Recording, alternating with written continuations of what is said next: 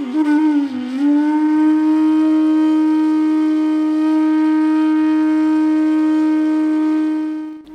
અહીંયા કૃષ્ણાશ્રય શ્રી આચાર્યચરણ વિરચિત આ ગ્રંથ જે બુલા મિશ્ર માટે છે એના 6 શ્લોકમાં આપણે આવી ગયા છીએ.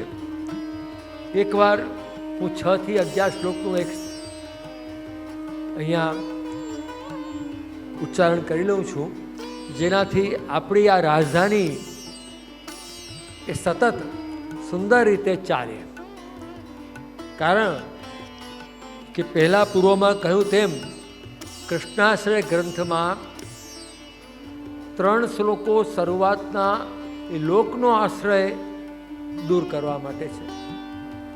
પછીના 3 શ્લોકો આ 6 શ્લોક સુધી એ ધર્મનો આશ્રય દૂર કરવા માટે છે. બાકીના 6 શ્લોકો એ સર્વદ શરણાગતિ માટે છે.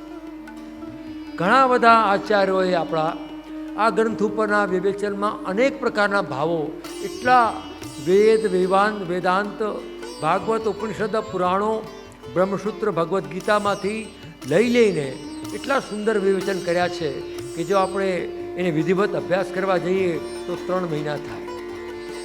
આપણે તો ગાગરમાં સાગર અને સાગરમાં ગાગર કરવાની છે. એટલે અત્યારે જે પ્રસ્તુત શ્લોક લેવાનો છે એમાં 6 શ્લોકમાં નાનાવાદ વિનષ્ટેષુ સર્વકર્મ વર્તાદિષુ પાષંડેક પ્રયત્નેષુ કૃષ્ણ એવ ગતિર્મય.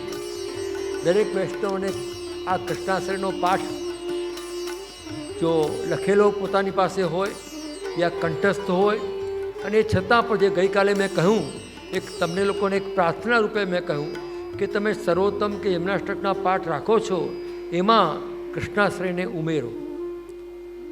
કારણ કે વારંવાર મહાપ્રભુજી કૃષ્ણ એવ ગતિર્મમા, કૃષ્ણ એવ ગતિર્મમા, કૃષ્ણ એવ ગતિર્મમા એવો એવકાર સાથે જો પોતાના વચનામતો કરતા હોય નિજજનોને, તો એનો કંઈ સાર ગર્ભિત અર્થ હોવો જોઈએ. એ કયો અર્થ છે કે આપણે અહીંયા સેવાની વાત બી નથી કરી, કેવલ આશ્રયની વાત કરી છે.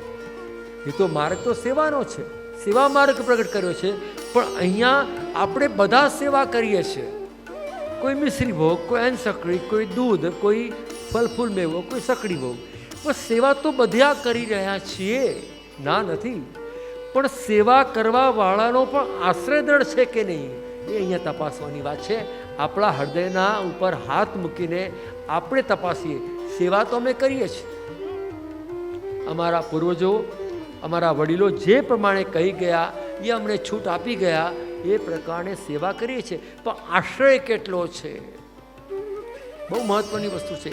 એટલે અહીંયા સેવા કરતાં વધારે જરૂર છે આશ્રયની. જેમ કોઈ નવી કન્યા પરણીને નવવધુ બનીને ઘરમાં આવે તો જ્યાં સુધી આ ઘર મારું છે એવો મનમાં સ્થાપિત ભાવ ન કરે ત્યાં સુધી મેન્ટલી ફિઝિકલી સેટ થાય નહીં. બરાબર છે કે નહીં? બધાના છોકરાઓ તો ભણ્યા હોય ને, આ છોકરીઓ પણ. હા, તો સૌથી પહેલું છે કે આ ઘર મારું છે, એમ હું પ્રભુના આશ્રયમાં છું. આ સેવા કેમ કરું છું કે પ્રભુના આશ્રયમાં છું એટલે સેવા કરું છું. એટલું માત્ર નથી, પણ પ્રભુને પ્રેમ કરું છું એટલે એના આશ્રયમાં છું. લોકમાં શું હોય કે કોઈ શેઠને ત્યાં આપણે ચાકરી કરતા હોઈએ, નોકરી કરતા હોઈએ, એના આશ્રયમાં હોઈએ, એ આપણે તનખા પગાર સેલેરી આપતો હોય તો એના આશ્રયમાં છીએ, એ આપણો અન્નદાતા છે એટલે આપણે એને પ્રેમ કરીએ, આશ્રયના કારણે પ્રેમ કરીએ. જ્યારે આપણા ઘરમાં બિરાજતી સેવા અને સ્વરૂપમાં આપણે પહેલાંથી જ પ્રેમ કરીએ છીએ. લીલામાંથી જ પ્રેમ માટે જ પ્રગટ્યા છે. જે પ્રેમ અંશ અતરે પ્રેમ રસ તેના ઉર્મા ઠરે. તો આપણે પહેલાંથી જ પ્રભુને પ્રેમ કરતા આવ્યા છીએ. ભલે આપણને ખબર હોય કે ના હોય, પણ આત્માને ખબર છે. અને પ્રેમના કારણે પ્રભુના આશ્રયમાં છીએ.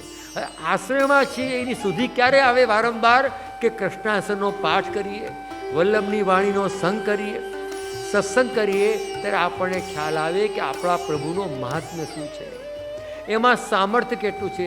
33 કરોડ દેવતાઓ પણ આ બધા જ કોઈ અર્ચા અવતાર છે, કોઈ લીલા અવતાર છે, કોઈ અંશ અવતાર છે, કોઈ કલા અવતાર છે. આ બધાનું વર્ણન કૃષ્ણાશ્રયમાં આવ્યું છે કે માત્ર કોઈ આશ્રય કરવા લાયક હોય, જેને શરણ જવા લાયક હોય તો કેવલ ને કેવલ માત્ર ને આ માત્ર શ્રી આચાર્યચરણ શ્રી કૃષ્ણ શ્રી ઠાકોરજીને સ્વીકારે છે. કારણ કે મહાપ્રભુજી શ્રી કૃષ્ણ હાર્દબીજ છે. એટલે નાના વાદ બી નષ્ટે શું. હવે થયું શું છે, હું લઉં છું અહીંયા વિવરણ કરું છું કે કેટલાય વાદો આવ્યા અને જતા રહ્યા. કેટલાય વાદો આવ્યા. આપણે અહીંયા ભારતમાં છીએ એ પહેલાં કેટલી સંસ્કૃતિઓમાં કેટલાય આચાર્યો વેદાંતમાંથી, પુરાણોમાંથી, સ્મૃતિમાંથી, ગીતામાંથી કેટલાય માર્ગો આવ્યા અને જતા રહ્યા. ઘણા આપણે આપણા સમાજમાં ઘરમાં જોઈએ છીએ, ઘણા સજ્જન ભોળા માણસો બોલતા હોય છે, મારો તો આ સિદ્ધાંત છે. આપણે બધા સાંભળ્યું હશે, અમારે ત્યાં કેવા ઘણા લોકો આવે, મારો તો આ સિદ્ધાંત છે. એટલે ભાઈ તારો સિદ્ધાંત તું પાડ. કોણ પાડે બતાવો. આચાર્યોના સિદ્ધાંતો તો જગત પાડે, મારો સિદ્ધાંત કોણ પાડે? આપણા વિચાર હોય, આપણી માન્યતા હોય, બિલીફ સિસ્ટમ હોય, આપણે આચાર્યોની કોપી ના કરાય કે મારો આ સિદ્ધાંત છે. આપણા ઘરવાળા બી કેવું ના માને. તમે સિદ્ધાંત સ્થાપિત કરો તો કોઈ ના માને. તો એને આપણા વિચાર કહેવાય, સિદ્ધાંત ના કહેવાય. અને આપણે ત્યાં મને પસંદ છે એટલે ધર્મ કરવું છે એમ નથી હોતું. વેદાજ્ઞા, સ્મૃતિ, સદાચાર અને પસંદ. વેદાજ્ઞા એટલે શું? આપણા માર્ગ પ્રમાણે કે મહાપ્રભુજી, શ્રી ગોપીનાથજી, શ્રી વિઠ્ઠલનાથજી એ એમના રચેલા ગ્રંથો, એમને કરેલી આજ્ઞાઓ, એમણે બતાવેલા સિદ્ધાંતો, એમણે બતાવેલી રીત એ વેદવાણી સમાન છે. એ વેદવાણી તો માનવી જ પડે. અને એ પછી પ્રવૃત્તિ આચાર્યો એ સ્મૃતિ એટલે ઋષિઓની આ વાક્યો છે.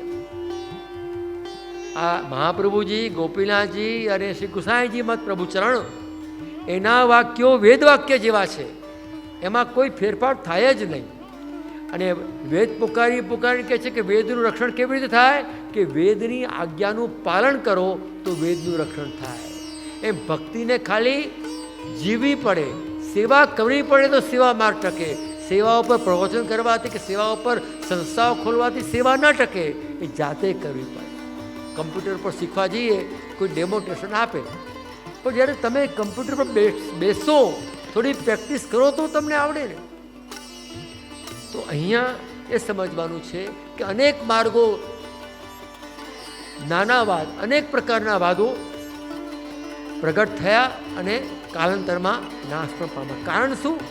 કે કોઈ પણ નદી એ જ્યારે સાગરને મળતી હોય તો નદીની શોભા છે. એટલે કોઈ પણ જ્ઞાન માર્ગ હોય, કર્મ માર્ગ હોય કે ભક્તિ માર્ગ હોય, એ માર્ગ કેમ કહેવાય છે?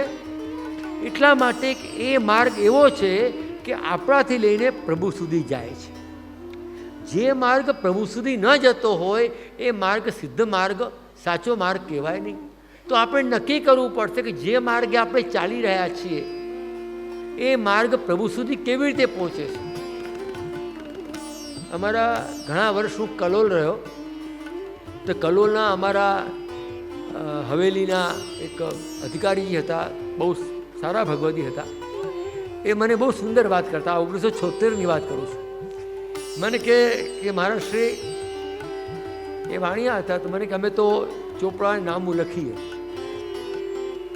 અમારે ત્યાં ચોપડામાં નામું લખવામાં ગણિતમાં એક રિવાજ છે કે રીત સાચી હોય તો જવાબ મળે ને મળે, પણ રીત ખોટી હોય તો જવાબ મળે નહીં. કેમ 252-84નો જવાબ મળી ગયો, આપણો કેમ નથી મળતો? બોલો, વિચારજી વાત છે કે ક્યાંક આપણે અટક્યા છીએ, ક્યાંક માર્ગાંતર થયેલો છે, ક્યાંક વિષયાંતર થયેલો છે. તો વૈષ્ણવજનો, અહીંયા પણ સર્વ કર્મ વ્રતાદિશું, આપણે વ્રત કરીએ છીએ, એને અમારા શાસ્ત્રમાં વ્રતપ્રાય. આજનો જીવ કેવો છે? વ્રતપ્રાય. એટલે એને આ 11 આવી તો વ્રત કરવો, આ પૂનમ આવી તો વ્રત કરવો, આ શનિવાર આવ્યો તો વ્રત કરવો, એવી બધી વ્રત કરવાની ખબર છે. તો વ્રત કર્યા પછી જીવન કેવી રીતે જીવવું, વાણીને કેવી રીતે ઉચ્ચારિત કરવી. અમારા બંને બાળકોના જન્મનો પ્રસંગ હતો કડીમાં, ત્યારે અમારા આંતરરાષ્ટ્રીય પુષ્ટિમાર્ગી વૈષ્ણવ પરિષદની એક સભા ભરાઈ હતી કડીમાં. ને એ વખતે કુલપતિ કે શાસ્ત્રી હતા અહીંયા યુનિવર્સિટીમાં. અને બધા અમારા અમદાવાદથી બધા જ ઇન્દ્રકાંતભાઈ ને બધા જ આવેલા.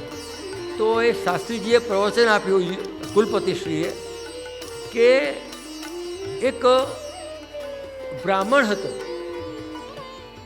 એનો વ્યવસાય કેવો કે કોર્ટમાં જુબાન નહીં આપવી, સાચી ખોટી નહીં પણ જુબાન નહીં આપવાનો એનો વ્યવસાય. કોર્ટમાં આંચા મારે અને કોઈ કે બી સાક્ષીમાં જુબાની આપવાની છે તો એ જઈને સાચું ખોટું પરિણામની ચિંતા નહીં કરવાની, જુબાની આપવાની ને પૈસા લઈ આવવાના. એક વખત એ થોડો વહેલો આવી ગયો અને જુબાની આપવાની આવી તો પેલા વકીલ સાહેબે એને ભગવદ્ ગીતા આપી કે હાથ અડાડો અને પછી બોલો. તો એ બ્રાહ્મણે એમ કહ્યું કે ભાઈ હું બ્રાહ્મણ છું ને હજી નાહ્યો નથી, એટલે આપણે પુષ્ટિમાર્ગી ભાષામાં અપરસ કરી નથી, તો આ ભગવદ્ ગીતાને ના અડાય મારાથી, એટલું એને જ્ઞાન છે. પણ ગીતાને અડ્યા પછી ખોટું બોલાય નહીં એ જ્ઞાન નથી. શું લાગે તમને મારી વાત? સમજવાની વાત છે કે નહીં? હું એટલું મને ખબર છે કે મારે અપરસમાં રહેવું, હાથ ધોવા, ખાસા કરવો, તાળી પાડવી, આટલી બધી મને ખબર છે. ધોતીઓ આમ લઈને પકડીને ચાલવું, છોકરા છૈયાને બધા આગા રહેજો, કદાચ ભગવાન બી આગા થઈ જાય આમાં આમાં. કારણ કે અમારા હરિરાયજી કહે છે, ઠાકોરજી બી કહે છે કે તમે ઘર સાફ કરો એટલું બધું સફાઈમાં ના લાગો કે મહેમાન આવેલો જતો રહે. કારણ કે પેલું ધૂળ ઉડે, કચરા ઉડે, આગા રહેજો. અમારા રોજ ઘરમાં બી આપણે આવું થતું હોય છે. પેલી કામવાળી સાફ કરવા આવે તો પેલા પગ ઉચાલીએ, પછી કે જતા રૂમથી બહાર. હવે એવું સાફ કરે કે આપણને લાગે ક્યાં જઈએ, હવે બધા રૂમમાં જ્યાં જ્યાં ડોર લઈને પાછળ જ હોય. આ તો કોઈ નથી આવ્યું એટલે કહું છું, પાછળ જો જ્યાં હોય તો પેલો અમે કહું ક્યાં જવું, ધાબે ઉપર ચડવું, ક્યાં જવું, ક્યાં. એટલે પછી મુખ્ય ઘરનો ધણી બેસે ક્યાં? મને લાગે ઠાકોરજીનું આવું નહીં થતું હોય ને. શું લાગે છે ભાઈ? એમ